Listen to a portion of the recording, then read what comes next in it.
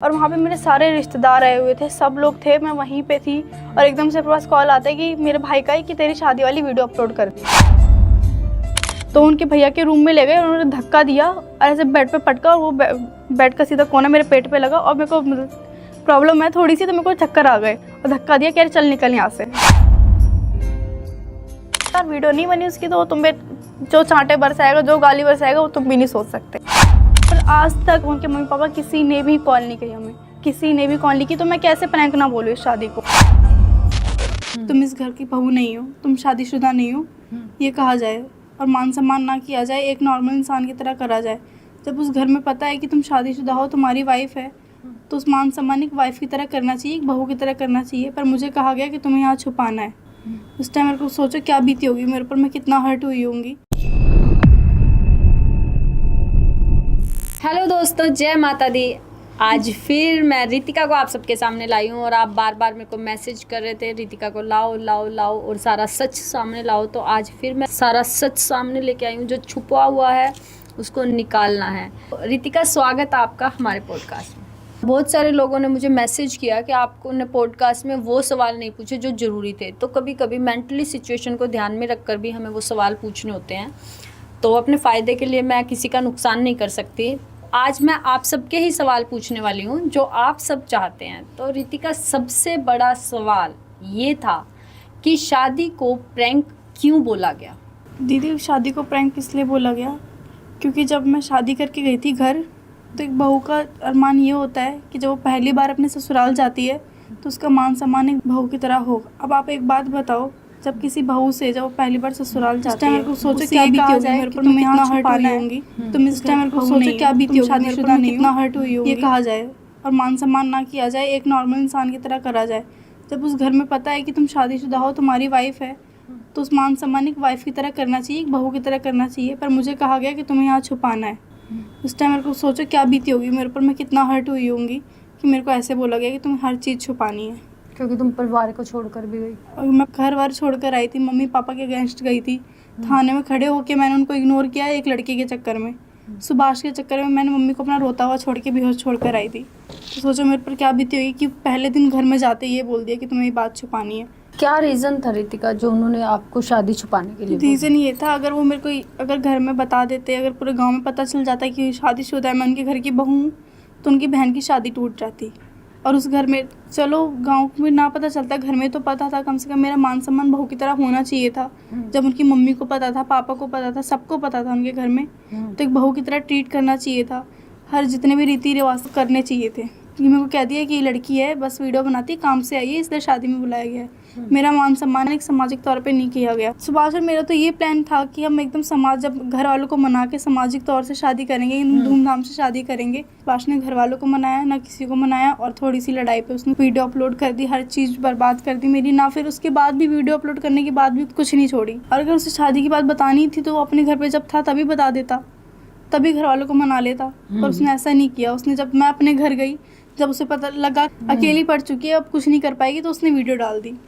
और दीदी आप खुद ही बताओ, अब एक फंक्शन में गए हो, मैं वहाँ शादी में पूरे रिश्तेदारों के साथ बीच में बैठी हुई हूँ, सबके साथ हूँ, और एकदम से पता चलता है कि इस लड़की की शादी हो चुकी है, वो भी छुपके से भाग के की है। ऐसे बोलते हैं लोग गांव में कि छुप छुपा के शादी की है, और ऐसे पता चल जाता है तो क्या बीतती है। मैं तो सुसाइड करने जा रही थी, वो तो मेरी मम्मी ने बचा लिया मेरे को। सुभाष ने ज़रा सा भी नहीं सोचा कि उस पर क्या बीतेगी क्या नहीं बीतेगी। इज्जत की तो बाद में बात है, पर उसने ये तक नहीं सोचा कि मैं उसका ट्रस्ट तोड़ रहा हूँ। और सबसे बड़ी बात ये, जब सुभाष अपने घर में छुपा रहा था ये बातें, अपने गाँव में छुपा रहा था कि शादी नहीं हुई है, दोस्त बता रहा था, तो उसको ये भी तो सोचना चाहिए था कि वो मेरे गांव में छुपाई है सारी बातें। तो बता मेरे ऊपर क्या बीत रही होगी जब वो अपने घर में छुपा रहा था। तो मेरी भी तो इज्जत छुपा रहा है, और आप लड़की हो के भी, मतलब मैं तो लड़की हो के, और मैं लड़की हो के मेरी इज्जत ऐसे उड़ा दी। उसको ये तो सोचना चाहिए था कि जरा सा भी प्यार होता तो। और जब तक उनकी बहन की शादी बीत गई, जब तक शादी वादी हो गई, जब मतलब निकल गया, तो उसने बातें फैला दी। और शादी नहीं हुई होती बहन की तो बातें नहीं फैलती। वहाँ पे जो बहू वाली ट्रीट देनी चाहिए थी, उनकी मम्मी को तो पता था ना, वो उनको तो करना चाहिए था, पर नहीं किया। और इसकी वजह से मेरे को और बुरा लगा। पर मैं शांत थी क्योंकि मेरे को लगा था कि जब मनाएंगे शायद सब कुछ करेंगे, जब मेरे मम्मी पापा मान जाएंगे, जब इनके मम्मी पापा मान जाएंगे। मेरे को ऐसे लगा था कि उन्होंने मेरे को एक्सेप्ट नहीं किया, सुभाष की वजह से वो चुप बैठे हैं, इसलिए मैं भी चुप बैठी थी। पर जब मैं अपने गांव गई, मैंने रिक्वेस्ट करके बोला कि मेरे को गांव जाना है, घर में शादी है, तो वहाँ पे बस हमारे 3-4 दिन के लिए लड़ाई हो गई थी। मैंने बात नहीं करी थी गुस्से में, क्योंकि हमारी बहुत ज़्यादा लड़ाई हुई थी। तो मैं इसी गुस्से में थी कि मेरे को अभी बात नहीं करनी, जब मेरा माइंड रिलैक्स हो जाएगा मैं बात कर लूँगी। और वहाँ पे मेरे सारे रिश्तेदार आए हुए थे, सब लोग थे, मैं वहीं पे थी, और एकदम से मेरे पास कॉल आता है कि मेरे भाई का है कि तेरी शादी वाली वीडियो अपलोड कर दी। और मेरे गांव में किसी को भी नहीं पता था, सबको ये पता था कि ऐसे काम करती है। हमने सबको ये दिखाया था, सुबह से मैं ये दिखाया था कि मेरी दोस्त है बस। अपने गांव में भी ये दिखाया था दोस्त है, और मेरे गांव में सबको पता था कि दोस्त है, काम करती है लड़की। पर उस शादी की वीडियो अपलोड करके मेरी पूरी इज्जत का नाश कर दिया। मेरे मम्मी पापा भी क्या बीती थी वो सोच भी, उसने ये तक नहीं सोचा कि वो बेचारी अकेली है वहाँ पे, कैसे संभालेगी सब कुछ। पर एक अपनी लड़ाई के चक्कर में, अपनी वीडियो ना बनने के चक्कर में, उसको ये डर था कि मेरी वीडियो बंद हो जाएगी, बात नहीं कर रही है, कहीं चली ना जाए, कुछ ना हो जाए, उसके मम्मी पापा भड़का ना दे, इस चक्कर में सब वो शादी वाली वीडियो डाल दी। और उसी टेंशन में आके उसी में बहुत ज़्यादा डिप्रेस थी, मैं बहुत रोने लग गई थी। उस टाइम मेरी मम्मी ने संभाला कि कोई बात नहीं, हम हैं साथ में। और उस टाइम इस वजह से मैंने प्रैंक बोला उसको। रितिका, जब तुम शादी करके चली गई, क्या तुम्हारी मम्मी ने तुमसे मिलने की कोशिश करी थी? मेरी मम्मी ने बहुत कोशिश की थी मिलने की। मेरी मम्मी ने बहुत फ़ोन भी किए थे, पर मेरे फ़ोन से कैलाश ने सिम निकाल दी थी और कहा कि मैंने आपकी सिम फेंक दी है। पर मेरे को कुछ टाइम बाद मेरी सिम मिली, जब मेरे पर्स में ही कैलाश ने मेरे पर्स में सिम डाल दी थी। मैंने सिम डाली तो मैंने उसके लिए भी पूछा सुभाष से कि मम्मी से बात कर लूँ। तब सुभाष ने तब भी उस बात पे लड़ाई हुई कि तू बात करेगी तो टेंशन में आएगी, तू रोएगी, फिर तेरा मन बदलेगा। मेरी सिम निकाल दी थी। फिर मैंने जब सिम डाली तो वही मैंने सुभाष से पूछा कि मैं बात कर लूँ, तो उसने बोला कि तू टेंशन में आएगी, बातचीत करेगी, रोएगी धोएगी। तो ही मैंने नहीं करी बात। जब मम्मी का उस नंबर पे कॉल आया तो मैंने कॉल उठाई, तो मम्मी ने बोला कि मैं अकेले आ रही हूँ, मैं किसी को लेकर नहीं आ रही हूँ, मेरे को बस एक बार मिलना है। तो मैंने ठीक है आ जाओ, मैं आपको स्टेशन पे मिल जाऊंगी। पर जैसे ही बात सुभाष को पता चली, उसने मेरा फ़ोन तोड़ के फेंक दिया। और फेंका नहीं था, पर तोड़ दिया था फ़ोन, सिम निकाल के रख दी थी। और मेरी मम्मी वहीं स्टेशन से रोते रोते, मेरी मम्मी को उस टाइम इतनी तबीयत ख़राब हो रही थी मम्मी की, मम्मी को भाई पापा ढूंढते ढूंढते घर लेके गए थे। मतलब तुम्हें समझ नहीं आया कि सारे मेरे को उस टाइम रिश्तेदारी कुछ साथ समझ में में है, तो मैं क्या जाऊँ? और सब रिश्तेदार मेरे को फोर्स कर रहे थे कि कैसी लड़की है, क्या है, मेरे को हमको पता था यही होना है, ऐसा है वैसा, सब मेरे को बहुत ज़्यादा फोर्स करने लग गए थे। बहुत ज़्यादा टॉर्चर हो गई थी मैं। 3-4 महीने 5 महीने मैं अकेले रही हूँ एक रूम में। मतलब ये था कि जब अपने घर लेके गया तो अपनी इज्जत बचाने के चक्कर में चीजों को छुपा कर रखा, और जब तुम गांव चली गई तो उसको टेंशन हो गई कहीं वीडियो ना छूट जाए, इसीलिए उसने यही बात थी, ब्लास्ट कर दिया। हमने बहुत अच्छे से प्लानिंग करी थी हर चीज़ की, हमने शादी कर ली है।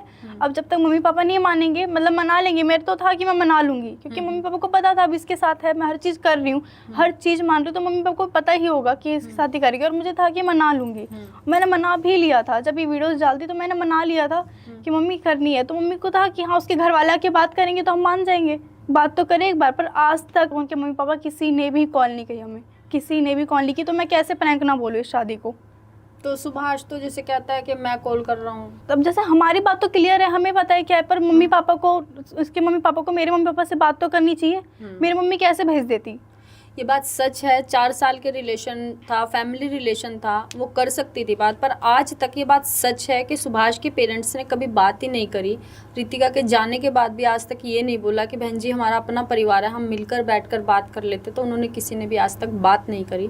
तो ये भी ऑब्वियसली सी बात है, तो फिर पेरेंट्स किसके भरोसे अपनी बेटी को भेजेंगे? चलो मम्मी पापा से नहीं करनी थी, मेरे को तो फोन कर सकते थे ना कि बेटा क्या दिक्कत हो गई, बेटे ने क्या कर दिया ऐसा, मेरे से तो पूछ सकती थी ना। पर मेरे पे आज तक कॉल नहीं आया कि क्या बात हुई क्या नहीं हुई। जब उनका बेटा टेंशन में भी था तो भी तो मेरे पास फोन कर सकती थी, मेरे को बुला सकती थी, पर मेरे पास एक भी कॉल नहीं आया उनके घर वालों का। सुभाष हमको ना बार बार बोलता था कि वो रितिका को सारा खर्चा देता था, ये सच था या झूठ? खर्चा तो मुझे पता नहीं है कुछ, क्योंकि मेरे को पता ही नहीं था कि इंस्टा यूट्यूब इन सब से पैसे आते हैं। तो वो भी जब बैठी थी, सब जानकारी जब हो जाती है साथ में बैठे बैठे, तो मेरे को जानकारी हुई थी, तो मैं पूछती भी थी। तो ये होता था कि इतने ही पैसे आते हैं मेरे पास, और ये सारे कर्जे में चले जाते हैं, किराए में चले जाते हैं, इन सब में चले जाते हैं। तो मैं भी नहीं बोलती थी कुछ, क्योंकि मैं दया खा लेती थी कि यार इतने पैसे हैं, क्या करेगा। तुम्हारे साथ काम करते हुए सुभाष ने जैसे खेत खरीदे, घर भी बनाया, गाड़ी भी खरीदी, तो तुमने कभी दिमाग नहीं लगाया कि कितना पैसा आ रहा है? इतना दिमाग लगाती नहीं थी मैं तो, क्योंकि लड़का अच्छा है, अच्छा है, मतलब क्योंकि वो मेरे को ऐसे कहता था कि मैं बच्चा हूँ, मेरे अंदर दिमाग नहीं है, तेरे को ही संभालना है सब कुछ। कभी भी हक से मैंने कभी फ़ोन नहीं लिया सुभाष का, कभी जिंदगी में नहीं लिया कि मैं ऐसे फ़ोन लेके चेक कर लूँ। मेरा भले ही किया हो, हर चीज़ तुम्हारी चीजें सुभाष के पास थी। पर मैं कभी मांग भी लेती थी फ़ोन, तो सुभाष मेरे पास ही बैठता था कि क्या देखेगी। और मैं कभी अकाउंट चेक करवाती थी कि दिखा दो कितने पैसे हैं, तो उस अकाउंट में 1000, 1200, 15, 5000 से ज़्यादा पैसे होते ही नहीं थे कि नहीं है अभी इतना करना है, इतना करना है। तो मैं सोचती थी यार कि फिर वो कहते थे कि मेहनत करवा दे, तो फिर मैं सोचती यार इतने से ही पैसे हैं तो और मेहनत करवा देती हूँ। मैं तो इस चक्कर में रहती थी। अच्छा, मैं तो ये सोचती कि पैसे ही पता ही नहीं नहीं है। मेरे को अभी तक नहीं पता चली थी। उसने कभी तुम्हारे साथ मारपीट भी की? क्योंकि तुमने एक वीडियो में कहा कि इसने मुझे मारा, मेरे पेट पर भी लात मारी। तो हाँ क्या? की थी। एक बार क्या होता है पेट पे लात मारने वाली बात, ये क्या होता है, हम उनके रोहित भाई हैं, दोस्त हैं उनके, तो उन्होंने क्या किया था कि उनके घर गए थे हम शूट करने। तो मेरी तबीयत भी ख़राब थी और मैं बहुत टेंशन में भी रहती थी क्योंकि मेरी मम्मी की तबीयत ख़राब रहती थी, तो मैं टेंशन में रहती थी। तो उस टाइम क्या हुआ कि मैं लड़ने लग गई थी कि जल्दी कर लो, मेरे को घर जाना है, क्योंकि घर में टेंशन रहती थी, मम्मी की तबीयत बहुत ज़्यादा ख़राब रहती थी। तो कहते थे अब शादी भी हो गई है, अभी भी यही नखरा झेलूँ मैं, अभी भी यही सब झेलूँ मैं, इसलिए शादी करी थी। मैं शांत हो जाती थी, इतना नहीं लड़ती थी मैं। तो फिर कहने लग गए कि कह रहे कि तू काम के लिए नहीं आती, तू अपना फ़ायदा देखने आती है। तो मैंने बस ये इतना से कह दिया था कि मैंने आज तक अपना फ़ायदा देखा कहाँ है, तुम्हें नहीं पता। अपना घर परिवार छोड़ दिया मैंने, अपनी मम्मी पापा के खिलाफ चली गई और तुम ये कह रहे हो कि अपना फ़ायदा देखती है। उतने में फिर उनके भैया चिल्लाने लग गए कि मेरे यहाँ ये गाली दे के कि ये सब रोना गाना मत करो। तो उनके भैया के रूम में ले गए, उन्होंने धक्का दिया और ऐसे बेड पे पटका और वो बेड का सीधा कोना मेरे पेट पे लगा और मेरे को प्रॉब्लम है थोड़ी सी, तो मेरे को चक्कर आ गए और मैं गिर गई नीचे। तो ऐसे पकड़ के उठाया और धक्का दिया, कह रहे चल निकल यहाँ से, कपड़े चेंज करो और निकल यहाँ से, कोई शूट वूट नहीं होगा। एग्रेशन लेवल ज़्यादा है। हाँ बहुत ज़्यादा है, मेंटली ट्रॉमा है। और वीडियो नहीं बनती ना जब, तो बहुत ज़्यादा हो जाता है, कोई नहीं संभाल सकता। अगर वीडियो नहीं बनी है तो गुस्सा कोई नहीं संभाल सकता उसका। बहुत से लोगों ने मुझे कमेंट किया, आप लोगों ने, बहुत सारे लोगों ने कमेंट किया कि 4 साल से रितिका अगर वो तुम्हें टॉर्चर कर रहा था तो फिर तुमने शादी क्यों थी उसके साथ? 4 साल से जब तक मैं थी तब तक तो सब नॉर्मल था, गुस्सा होता था, मारपीट भी हल्की फुल्की होती थी। तो ये होता था बाद में जब बातचीत होती थी, मना लेती, तो ये होता था कि रितिका संभाल लियो, सबको तेरे को पता है बच्चा हूँ मैं, तो गुस्सा आ जाता है, तो संभाल लियो, गुस्सा मत होइयो इस बात को लेके। तो मैंने बोला ठीक है। पर जैसे हमारी शादी हो गई उसके बाद एकदम हक से हर चीज़ से मारना पीटना, और मैं कुछ बोल भी नहीं पाती थी क्योंकि मैंने मम्मी पापा के खिलाफ जाके करी थी ना, मैं उनसे कुछ बोल सकती थी। तो मैं एकदम शांत हो जाती थी कि ठीक है कोई नहीं, सब ठीक हो जाएगा। अभी क्योंकि परेशान रहता है सबको लेके, तो मेरे को लगा ठीक हो जाएगा सब कुछ। पर बहुत ज़्यादा मारपीट होने लग गई थी और वो बात मेरे दिल में रहती थी पर मैं बोलती नहीं थी। तुमने कभी इतना सोचा ही नहीं कि अगर पैसा नहीं आ रहा इंस्टा यूट्यूब से तो मेरे से इतनी मेहनत क्यों करवाई जा रही है? तुमने ये सवाल भी कभी करा ही नहीं उससे? करा ही नहीं, क्योंकि मैं हक से करती थी, मैं हर चीज़ खुशी खुशी करती थी कि बस सुभाष खुश रहे, इसलिए मैं करती थी। मैं ये नहीं देखती थी कि मेरे को पैसे मिल जाए या मेरे पास कुछ आ जाए, मैं नहीं देखती। और जो सुभाष खुशी खुशी कर देता था वो मैं ले लेती थी चुपचाप।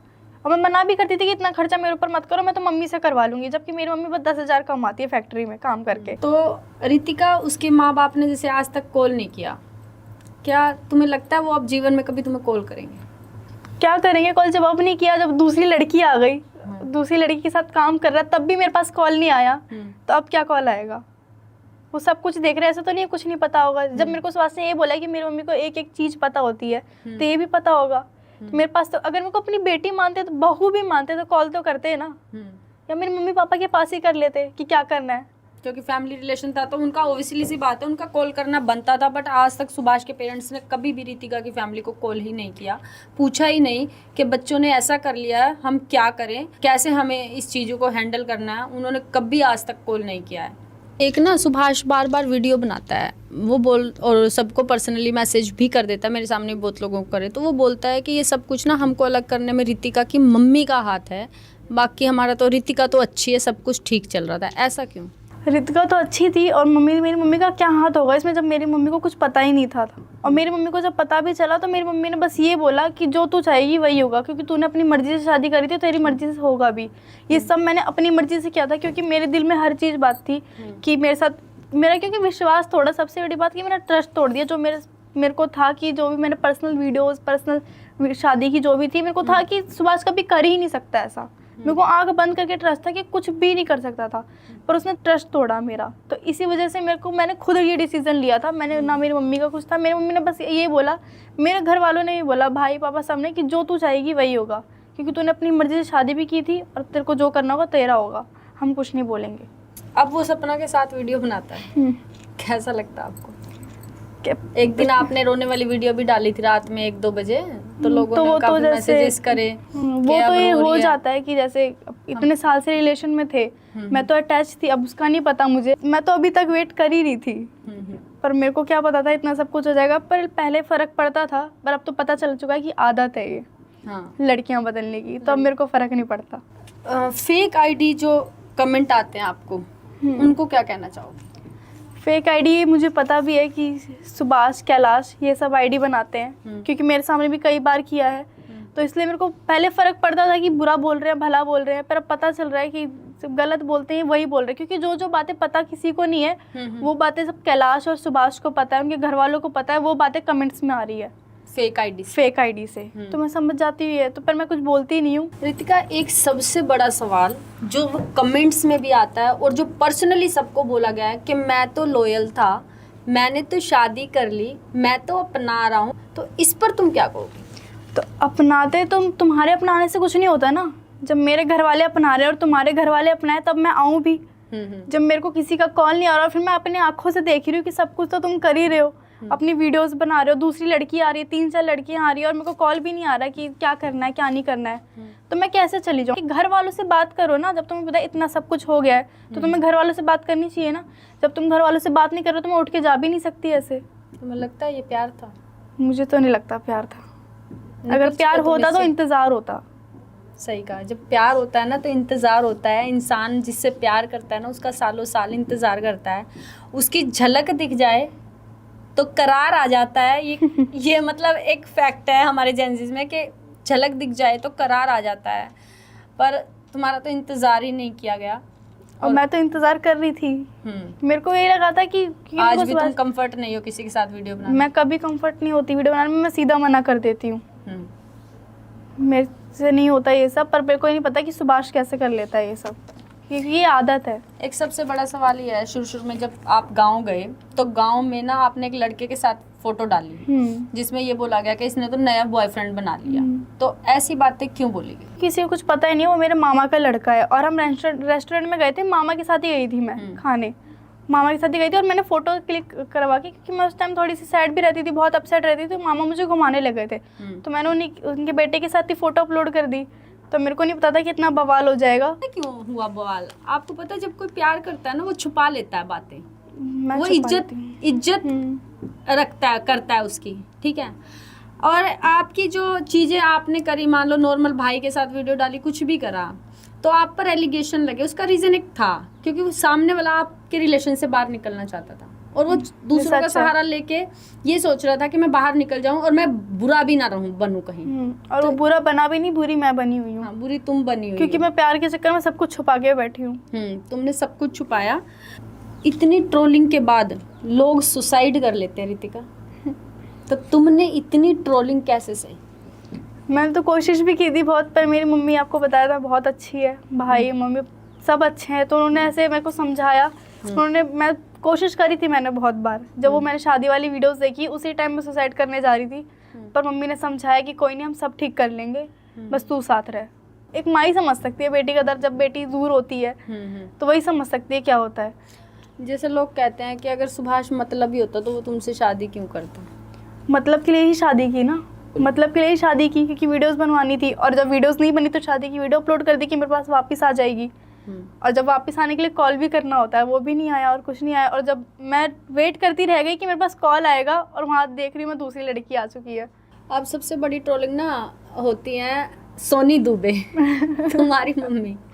तुम्हारी मम्मी शायरी जैसे ही लिखती है, लोगों के माइंड में एक बात डाल दी गई है कि ये तो सुभाष से प्यार करती है, तो इस पर तुम क्या कहना चाहोगी? एक माँ अपने बेटे से प्यार ही करती है, और मेरी मम्मी ने अपने बेटे की तरह रखा था, बहुत अच्छे से रखा था। जितना मैं केयर नहीं करती थी उतनी ज़्यादा मेरी मम्मी केयर करती थी, क्योंकि बेटा मानती थी उसे। वो गंदी नज़र से देख रहे हैं, वो उसकी गलती है। अब हंसी मजाक मेरी मम्मी की आदत है, कर लेती, क्योंकि बेटा मानती थी। अपने हाथ से खिलाना, खाना बना के खिलाना, सुबह टेंशन के चक्कर में मम्मी वो चाय नहीं पीता था, तो मम्मी दूध गर्म करके, अब चलो उनके यहाँ तो गाय भैंस थी तो दूध मिल जाता, फ्री में ही आता था। मेरी मम्मी 1 किलो स्पेशल खरीद के गर्म करके चने भिगो के रखती थी रात में कि सुभाष खाएगा सुबह उठ के। अच्छा, सुभाष के लिए अपन, क्योंकि वो बेटा मानती थी। और वो इतने गंदे एलिगेशन लगा रहा है कि मेरे सामने आया तो मैं थप्पड़ मार दूँ, मेरी माँ को इतना बुरा बोलता है वो। अब वो गलत समझ रहा है, अब पब्लिक भी गलत समझ रही है। एक माँ अपने बेटे से प्यार ही करती है, अब तुम लोग गलत समझ रहे हो, ये तुम्हारी गलती है। रील और रियल लाइफ में क्या फ़र्क था आप दोनों की, बताइए। रील में ये था, तुमने रील में प्यार भी देखा है, हर चीज़ में देख। अब जैसे कैमरा ऑन होता है तो सुभाष के रंग बदल जाते हैं। अगर वो गुस्से में भी है ना तो वो हंस के वीडियो बनाएगा, और उसको वीडियो चाहिए अच्छी, और अच्छी वीडियो बन गई तो वो तुम्हें अच्छे से रखेगा, और वीडियो नहीं बनी उसकी तो वो तुम्हें जो चांटे बरसाएगा, जो गाली बरसाएगा, वो तुम भी नहीं सोच सकते। रियल लाइफ में ये था कि हमेशा गुस्सा करना, वीडियो नहीं बननी। मेरे को कभी टाइम नहीं दिया। एक होता है जैसे कपल्स होते हैं ना कि बहुत टाइम देते हैं एक दूसरे को, बातें करते हैं। मेरे को कभी आज तक टाइम नहीं दिया। मेरे को ये काम करना है, मेरे को वो काम करना है, मेरे को यहाँ जाना है, मेरे को वहाँ जाना है। तो मैं भी ये सोचती थी, ये परेशान रहता है तो मैं क्यों टोकूँ बीच में, क्यों इधर उधर करूँ। तो मैं भी कुछ नहीं बोलती थी। पर अब पता चल रहा है कि कुछ और ही था, मकसद तो कुछ और ही था। वेट तो हुआ ही नहीं, इंतज़ार तो हुआ ही नहीं। रितिका, अब मैं आपको एक बात आती हूँ, हम सिर्फ सुभाष की कमी गिन रहे हैं, ठीक है? तुम्हारी कौन सी कमी थी? मेरा टूट विश्वास, जो मैंने एकदम आंख बंद करके आंखों में पट्टी बांध के विश्वास कर लिया। तो वो कहते हैं ना, जितना बड़ा विश्वास उतना बड़ा विश्वासघात। तुम्हारे साथ वो सब कुछ हुआ और आज तुम क्या सोचती हो? अब क्या सोच रही हो यहाँ बैठ? मैं बस ये सोचती हूँ किसी पे विश्वास मत करो, खास करके लड़कों पे। वो तुम्हें कितना भी फूल बना के रख ले, प्यार से रख ले, पर उन पर विश्वास मत करना। वो उसने ना एक पर्सनली बात मेरे को भी बोली कि मैंने वॉशिंग मशीन दिलवाई है, टीवी दिलवाया है, मैं घर का सामान दिलवाता था। ये इन बातों में कितनी सच्चाई है? घर का सामान तो आज तक कुछ नहीं दिलवाया। वो वॉशिंग मशीन और टीवी इसलिए दिलवाई गई क्योंकि उनके एक दोस्त थे, रोहित भैया, सब जानते हैं उनको। उन्होंने बोला अगर तेरे को रितिका को अंडर में लेना है, अगर अपना बना के रखना है उसकी मम्मी को, तो उसकी मम्मी के सामने तू काम कर, मतलब गिफ्ट दे। तो वो भी जो टीवी दी थी वो सेकंड हैंड थी, वो भी अपने भाई के जिद पे दी थी, भाई से ही बोल के। और वो वॉशिंग मशीन थी, वो भी मम्मी को पटाने के लिए कि मम्मी खुश रहे कि हाँ लड़का काम कर रहा है, लड़का कर रहा है, घर का देख रहा है, अगर वीडियो नहीं डाल रहे कम से कम कुछ कर तो रहा है, ये दिखाने के लिए। एक बात और, जैसे अब आप उस पर एलिगेशन लगाते हैं कि आपकी आईडी उसके पास है, क्या ये सच था? तो ये एलिगेशन क्या लगाना, अभी भी है, ये सच है। ये अभी आईडी सब कुछ थी। और सबसे बड़ी बात तो ये है कि अगर मैं आईडी नहीं देती तो अभी तक मैं साथ नहीं होती। क्योंकि जो लड़कियां उसको आईडी देती है वही उसके साथ रहती है, और जो नहीं देती उनसे वो अलग हो जाता है। कंटिन्यू वीडियो 2-3 वीडियो बनती है उनके साथ और वो चली जाती है।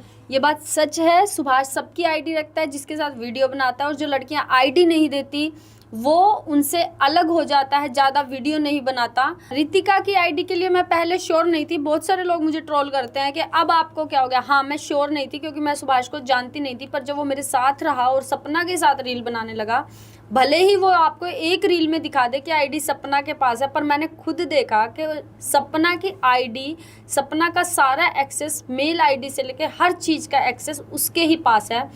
तब मैंने सोचा कि रितिका सही कह रही है वीडियो में कि उसके पास आईडी है ही नहीं, आईडी सुभाष के पास ही थी। और वो रोते रोते भी हमसे बोलता रहा कि हाँ मेरे पास आईडी नहीं है, जबकि कैलाश ने किसी एक के सामने वो आईडी ओपन करके दिखाई दी है ना कि उसके पास आईडी है। तो वहाँ से हमें खबर मिली थी कि हाँ उसके पास ही आईडी है रितिका की।